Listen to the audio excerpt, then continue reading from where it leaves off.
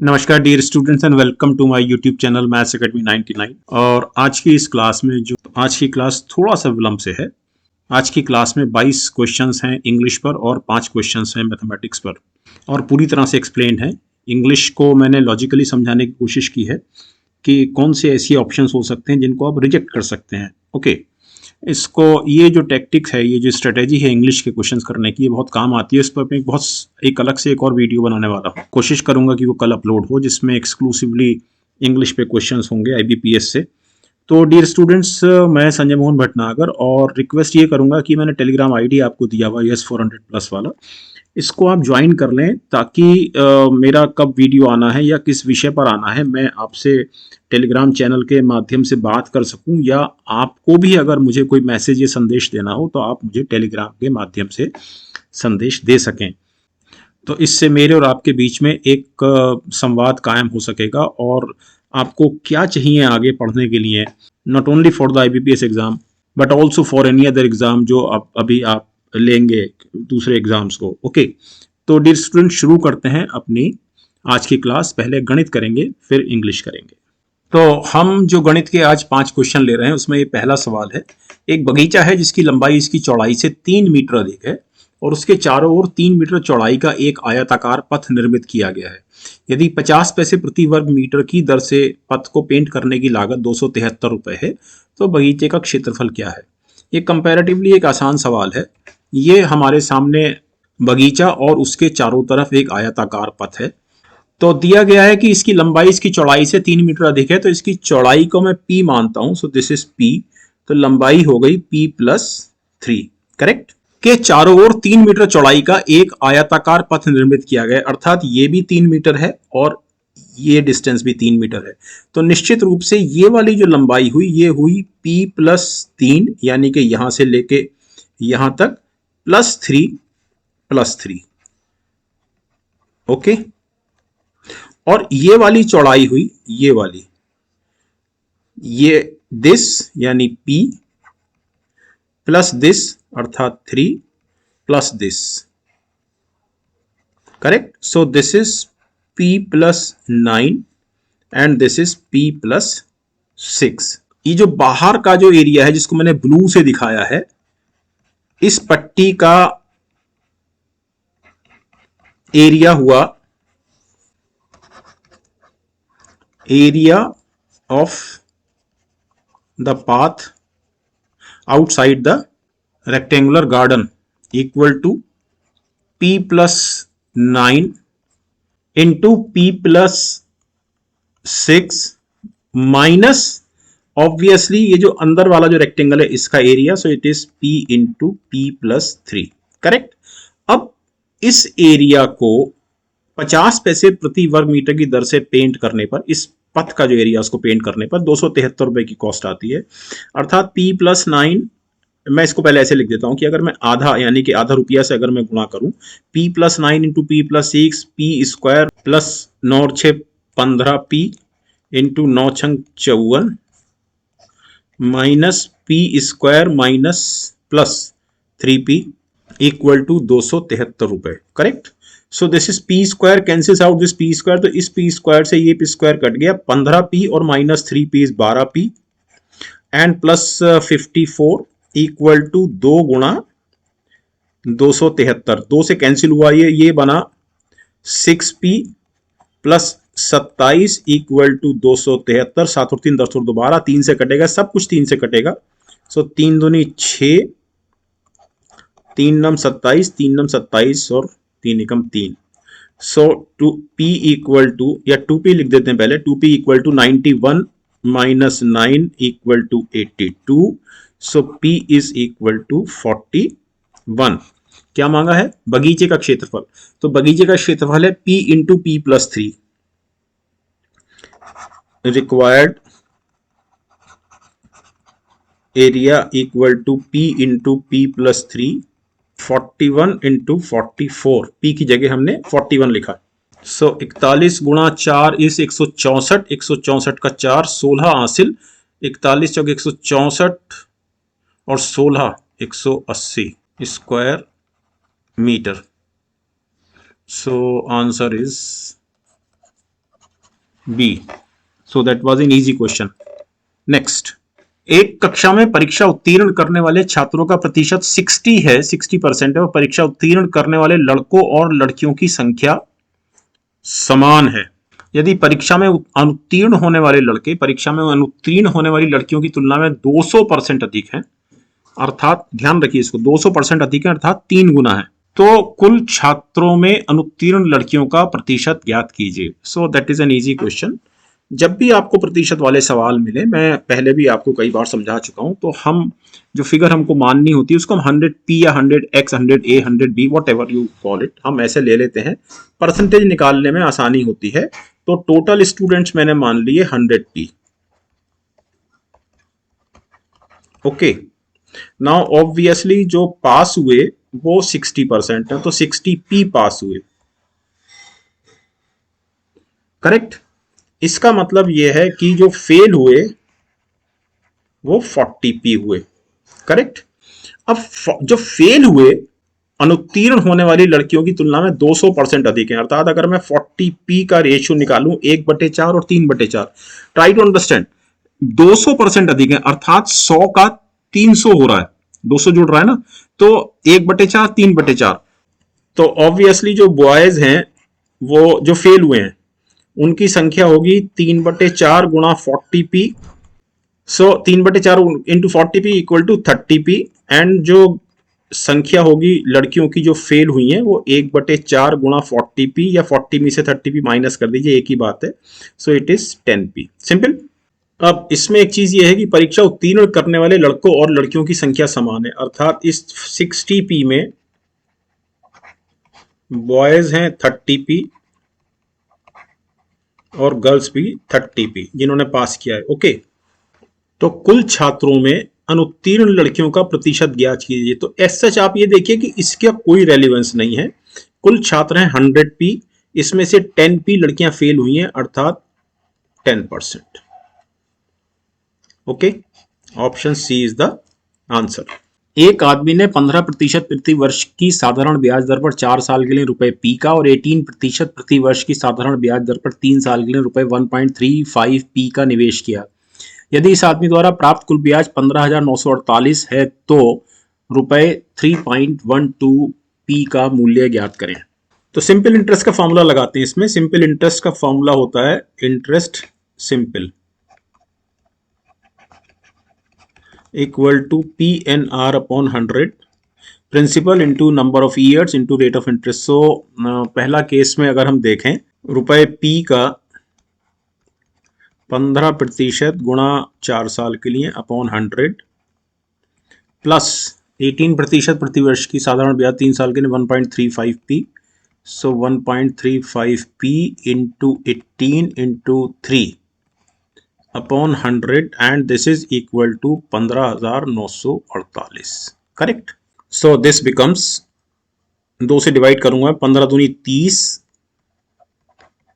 30p upon 50, और यहां भी 2 से डिवाइड करूंगा तो it is 1.35p into 9×27 upon 50 equal to 15,948। Correct.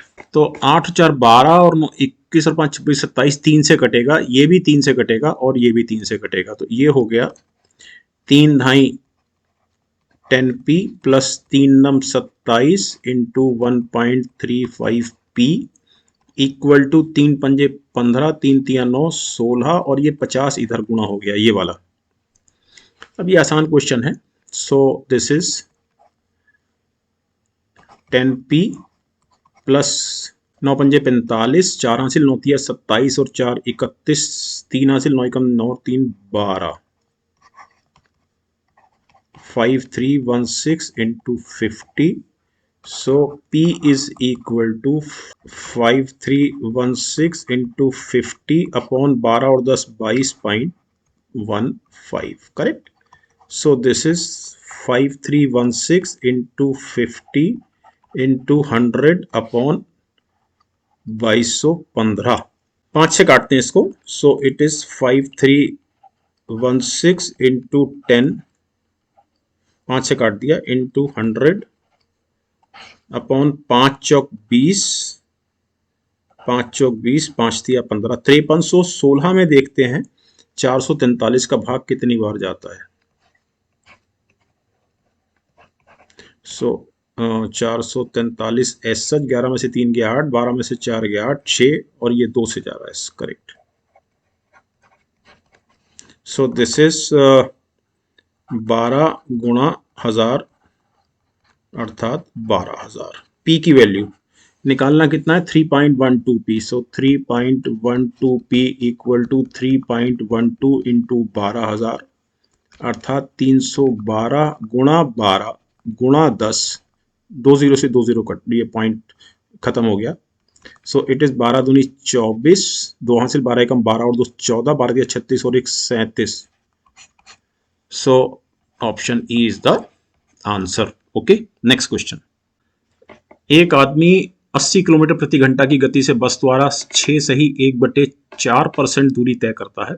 25% दूरी 120 किलोमीटर प्रति घंटा की गति से कार द्वारा, 30% दूरी 32 किलोमीटर प्रति घंटा की गति से साइकिल द्वारा और शेष दूरी ट्रेन से 62 किलोमीटर प्रति घंटा की गति से तय करता है। यदि आदमी द्वारा तय की गई कुल दूरी 640 किलोमीटर, तो पूरी यात्रा के दौरान आदमी द्वारा लिया गया कुल समय ज्ञात कीजिए। सबसे इंपॉर्टेंट चीज ये, इसको आपको याद रखना चाहिए, speed equal to distance upon time. So time is equal to distance upon speed, simple. अब ये टोटल 640 किलोमीटर लंबी डिस्टेंस है। So it is distance upon speed equal to time. तो सबसे पहले 6 सही 1/4% किसका, 640 किलोमीटर का। तो 640 का 6 सही 1/4, 24 और 1 25/4%। तो 25 चौका 100, 4 चौक 16, 16 चौका 64 और 0 40 किलोमीटर।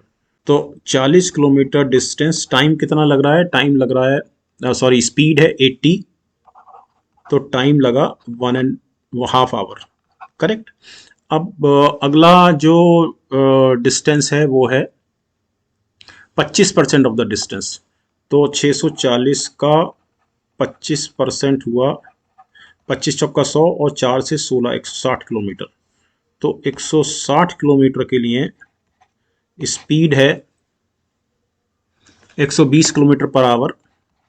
तो इसमें समय लगा 40 से कटेगा, 40 चौक 140, 4/3 आवर, करेक्ट।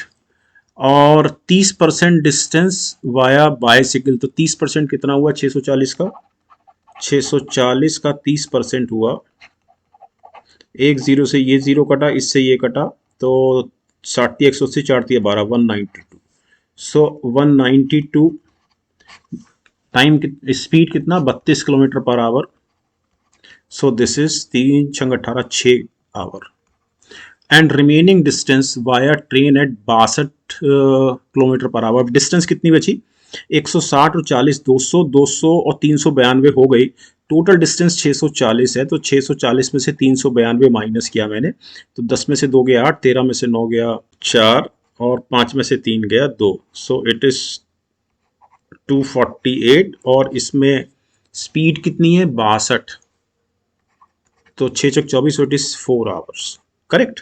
तो ये टोटल टाइम लगा, half hour plus 4/3 hour plus 6 plus 4। तो हाफ प्लस 4/3 निकाल लेते हैं। तो हाफ प्लस 4/3 ये हुआ 3 प्लस 8/3 दूनी 6 अर्थात 11/6 और 6 ये 4, ये 6 और 4 10, मतलब टोटल टाइम लगा 10 प्लस 11/6। तो 6 दाई 60 71/6 answer.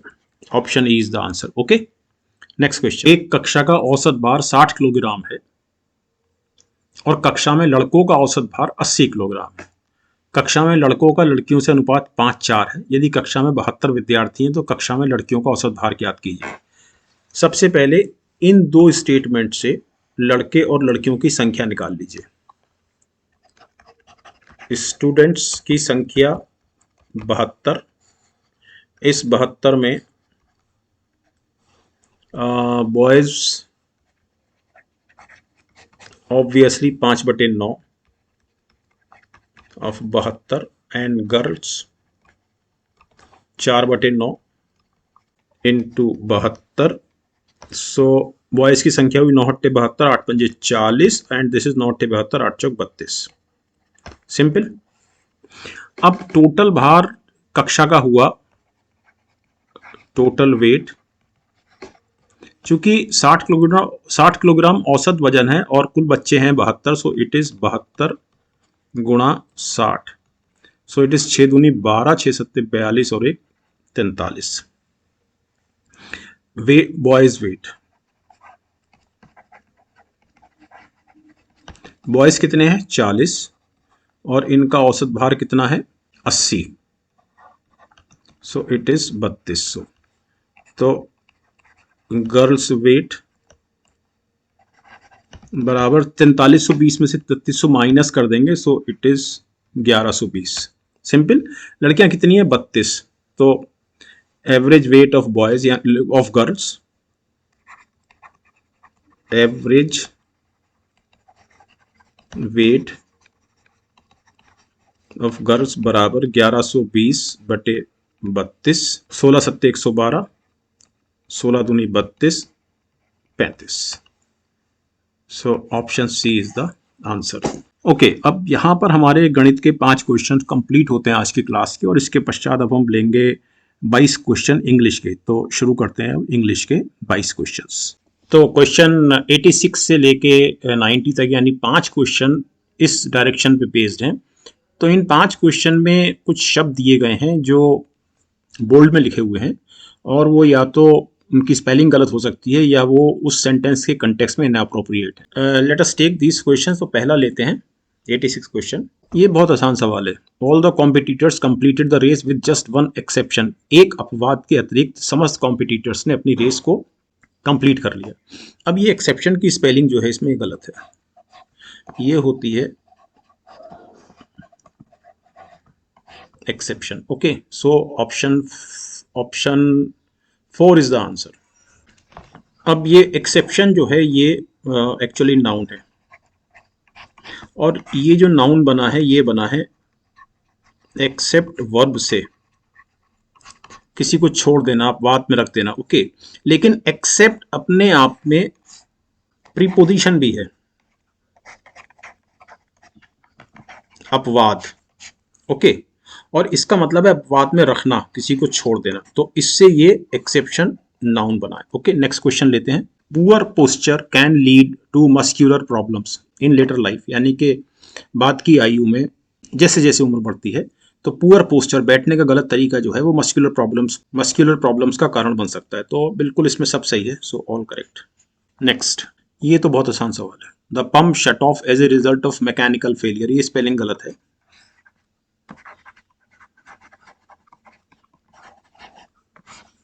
Okay, so option 4 is the answer.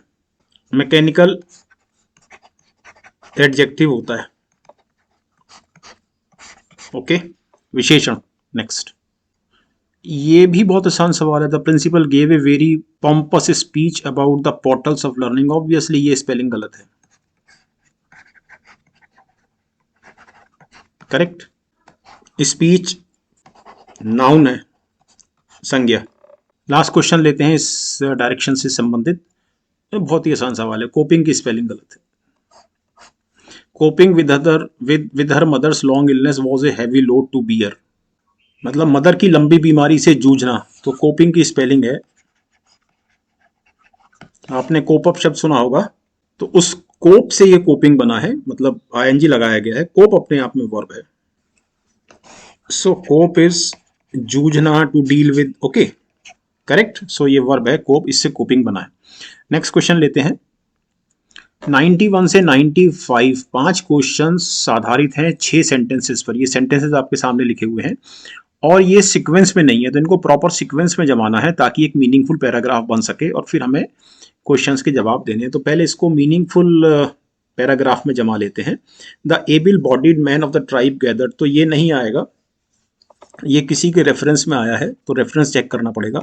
As part of their plundering, यानी कि उनके जो उनकी लूट थी उसके एक पार्ट के रूप में दे किडनैप्ड ए बेबी, तो देयर आया है, तो देयर किसी ऑब्वियसली नाउन के लिए आया है, प्रोनाउन है देयर अपने आप में, तो ये भी नहीं होगा। One day the mountains tribe, अब माउंटेन ट्राइब का रेफरेंस आया है लेकिन कहाँ से आया है वो ऑब्वियसली सेंटेंस पहले आना चाहिए, ये भी नहीं आएगा।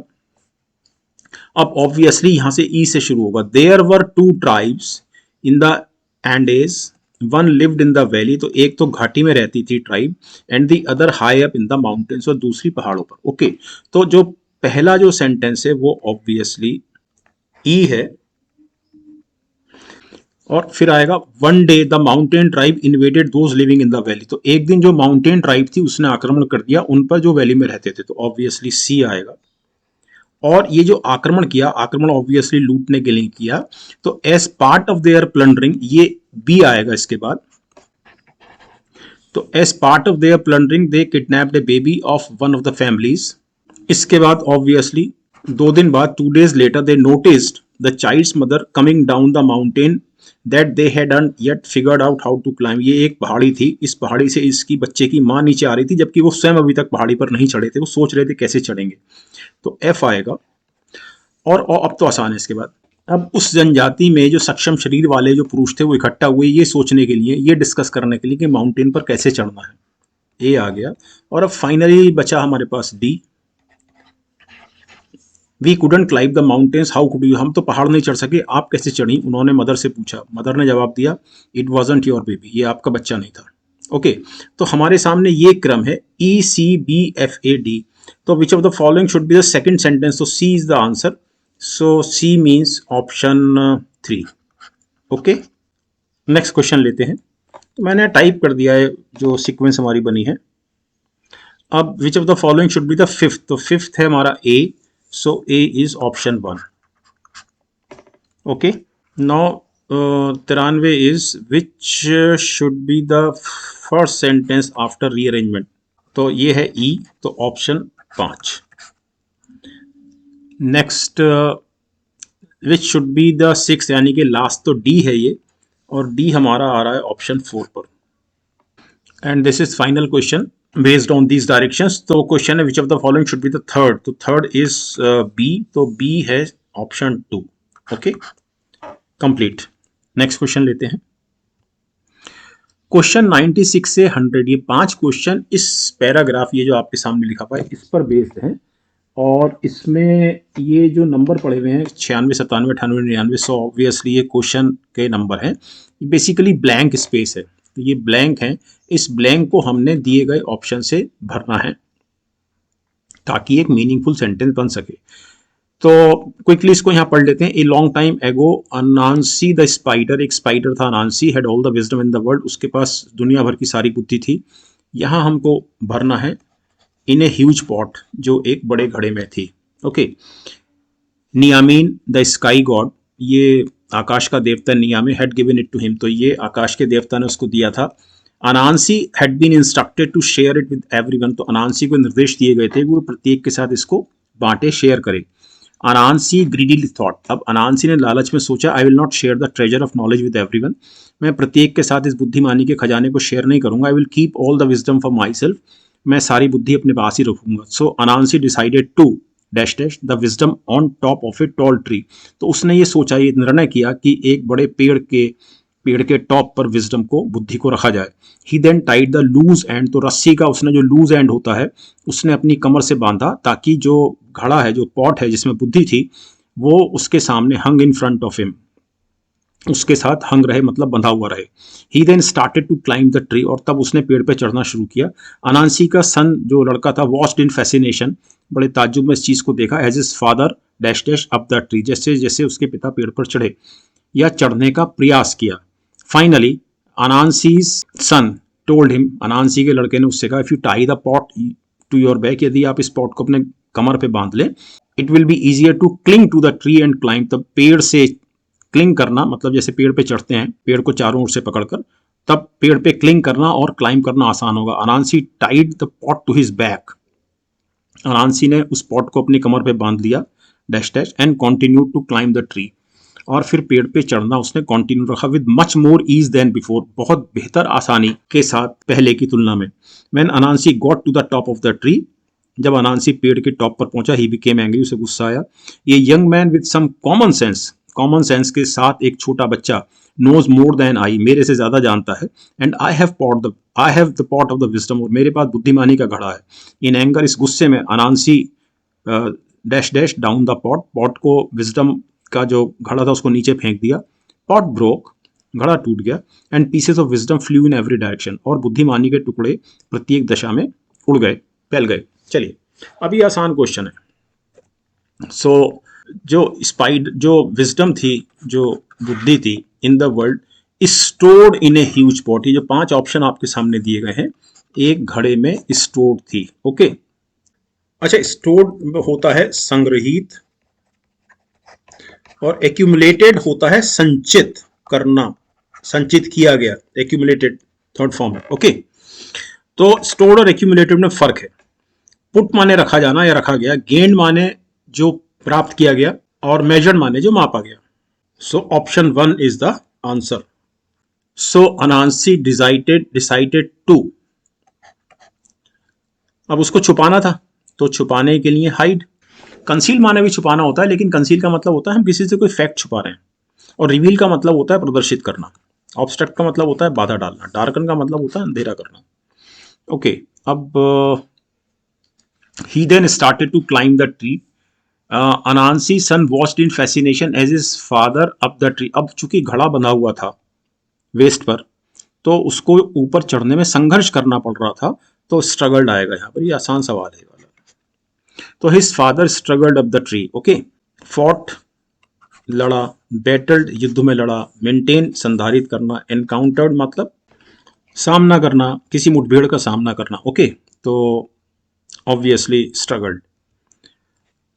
Anansi tied the pot to his back and continued. तो पहले वेस्ट पर बंधी हुई थी, इसके बजाय उसने अब उसको कमर पे बांध लिया, तो इंस्टेड।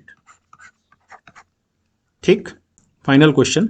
इन एंगर, गुस्से में, अनांसी, ये तो आसान सवाल है, थ्रू डाउन, नीचे थ्रो कर दिया, थ्रू डाउन। और अगर हम यहाँ ये भी देखें, यहाँ वर्ब आएगी, तो वर्ब के कारण अवे नहीं आएगा, प्रीवियस नहीं आएगा, सपोर्ट फर्स्ट फॉर्म है, और नाउन भी है, तो फर्स्ट फॉर्म होने के कारण वैसे ही नहीं आएगा, सेकंड फॉर्म चाहिए यहाँ हमको, और बाउंस भी नहीं आएगा, वर्ब की फर्स्ट फॉर्म है, तो 3 इज द आंसर। ओके, तो thank you very much dear student watching this class. फिर से रिक्वेस्ट करूंगा कि आप ये टेलीग्राम आईडी जो आपके सामने लिखा हुआ है, इसे आप ज्वाइन कर लें, ताकि मेरे और आपके बीच में एक प्रॉपर संवाद कायम हो सके, और आप अपनी बात रख सकें। आप मेरे से उस टेलीग्राम आईडी पर क्वेश्चंस पूछ सकें, और मैं टेलीग्राम आईडी पर मैं आपको बता सकूं कि आने वाला वीडियो किस विषय पर होगा और कब होगा। तो मिलते हैं डियर स्टूडेंट्स अब नेक्स्ट क्लास में, संभवतः कल ही, जो इंग्लिश पर होगी IBPS के किसी पेपर से। तो thank you very much dear students, नमस्कार।